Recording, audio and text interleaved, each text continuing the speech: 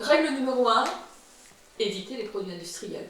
C'est pas qu'il va falloir dire adieu aux paquets de gâteaux, aux petits pains au lait, aux petites choses qui sont super bonnes, aux viennoiseries, tout ce qui vient de l'industrie, puisque de toute façon c'est surtout chargé en gras trans et en sucre dont on n'a vraiment pas besoin.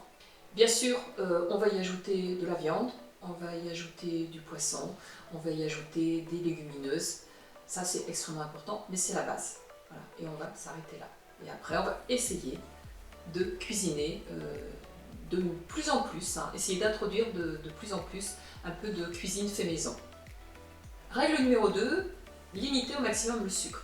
Tout le monde le sait, le sucre, c'est mauvais pour les dents, mais en fait c'est mauvais pour la santé en général. Donc ça va être important de limiter nos apports en sucre. Pourquoi? Parce qu'en fait, quand on fait un apport trop brutal de sucre, il se crée le fameux pic d'hypoglycémie. Donc important d'avoir toujours ça en tête, hypoglycémie qui va générer un besoin nouveau de sucre. Et c'est comme ça qu'on va rentrer dans cette addiction, dans ce cercle vicieux de besoin de sucre. Pour bannir le sucre, je vous ai parlé de l'alimentation certes industrielle, mais il ne suffit pas de bannir les gâteaux, simplement, les gâteaux, brioches et petits pains au lait. Le sucre s'est glissé dans des aliments qui sont à saveur salée. Les gâteaux apéritifs, mais aussi on sait qu'on a du sucre dans les jambons, on sait qu'on a aussi du sucre dans les plats transformés industriels, du sucre dans les sauces.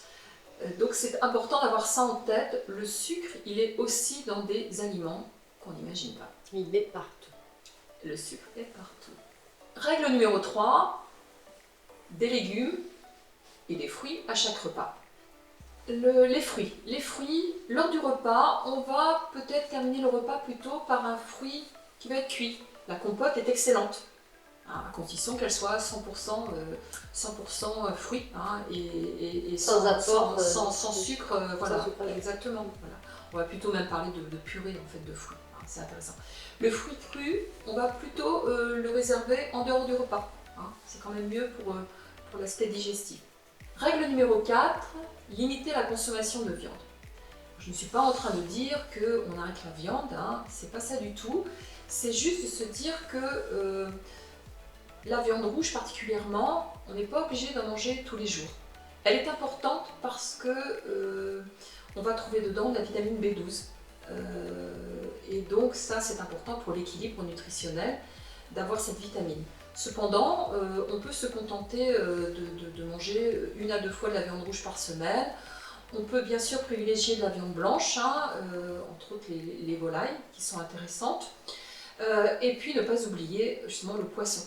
Plutôt essayer de mettre du poisson au déjeuner pour cet apport aussi entre de vitamine D et d'oméga 3.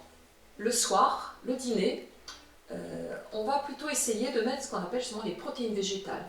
Les protéines végétales, on retrouve quoi? Eh bien, les fameuses légumineuses, qui là vont être extrêmement intéressantes en dîner. On ne va pas mettre de viande le soir, mais on va privilégier des légumes et des protéines végétales. Et puis on va pouvoir après terminer avec un petit dessert. Règle numéro 5, eh bien, ce qui est important, c'est d'augmenter sa consommation de lipides, c'est-à-dire de gras. Le gras, en fait, il n'est pas mauvais pour la santé. Et c'est à un moment, on a fait la chasse au gras, on s'est totalement trompé, c'était la chasse au sucre qu'il fallait faire. Par contre, pas n'importe quel gras. Et là, on va parler de quelque chose, ce sont les oméga 3. Les oméga 3, ils sont excellents à tout âge de la vie, et ça commence dès les tout petits. Les oméga 3, on va les trouver dans les huiles, justement, mais je vais parler là des huiles de colza, des huiles de lin, des huiles de chanvre. L'huile de colza étant celle quand même qu'on connaît le mieux, qu'on utilise toujours à froid. C'est une huile qu'on ne chauffe pas et qu'on va pouvoir mettre justement sur les légumes, sur une crudité. Ça, c'est extrêmement important. Et puis, puisque je parle d'huile, quand on va faire de la cuisson, on va plutôt essayer de privilégier par exemple l'huile d'olive, qui elle est un apport d'oméga 9 et qui va permettre de cuire à condition de ne pas la faire brûler. C'est toujours la même condition. Les seuls gras en fait qu'il faut continuer à fuir, ce sont les acides gras saturés qui sont utilisés énormément dans l'industrie agroalimentaire. dans les viennoiseries et toutes les préparations, tous les plats préparés.